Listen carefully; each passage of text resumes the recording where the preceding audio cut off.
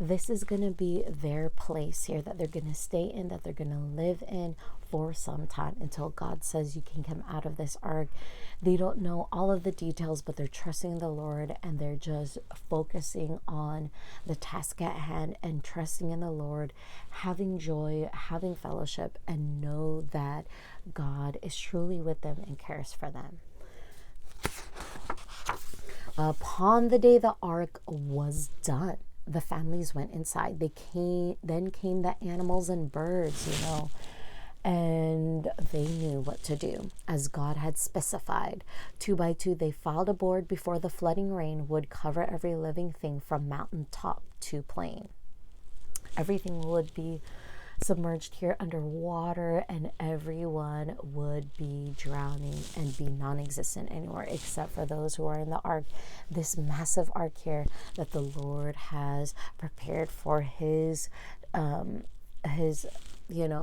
ones that he's going to save and rescue, and it's going to sustain them. And this is exactly what God wanted, designed, and they have obediently done it, and they know too that they did, and so they're trusting in this mechanism to sustain them. The thunder boomed, the lightning streaked, through storm clouds thick and dark, but Noah's family, beasts and birds, were snug inside the ark. It started to rain, and lightning came, darkness came. It was just a whole bunch of natural disaster that was coming. People completely gone now, and to their death. But here they are, they're still living, and they're going to be okay. They're going to make it. They're going to just be in this adventure, trust in the Lord. The waters filled the valleys deep and climbed the mountain heights, while Noah's family waited out those 40 days and nights of raining. They didn't even want to look out because it was just lots of water just, crashing against the ark. A lot of darkness. They probably couldn't see anything, and it was just a lot of noise and commotion. They didn't want to see it, so they were just inside, not seeing out there what was happening. And we know, of course, a lot of deaths were happening. And so here they are, they're content, they're happy, they're safe. And, that is kind of like how we should feel when we know that the Lord is with us. Other things are happening in our environment, our surroundings, really, truly crazy things. Death, darkness, calamity. But the Lord is with us. We are safe in this bubble here.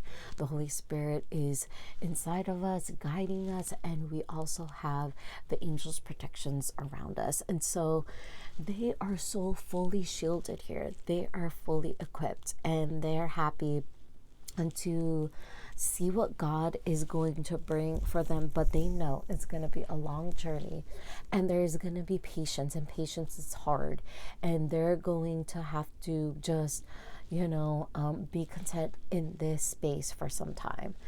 But they know that it's temporary, and they truly know that that's why they're willing to not lose patience or lose it or anything like that. They know that they can have the grace and the strength to do this day by day and keep them busy, keep them focused on the Lord. And there is definitely ways to just pull through. And as they're doing that, they're also looking out now after that 40 days and seeing that it has stopped. They can't get out of the ark, but they have to stay in that ark for some time still, right? And it's going to be for months and months and more months, longer than it had taken for rain to cover the earth. Old Noah was a faithful man. He knew that by and by the rains would stop and all the land would once again be dry. So when the rains had ended and the sun began to shine, he sent a dove to search the earth and carry back a sign. Eventually, it got the idea to test to see what is out there other than water, if that has emerged yet, that has come about yet. But He keeps trying, and then it still takes some time because, it does take time for the water to go down. And in this waiting process, they learn also more about, the season here of waiting. And so they know that, there is progress, but there is still time that they have to be in that ark. And they're surviving, but they're also thriving. And they're also, seeing, closeness to the Lord is what matters at the end of the day.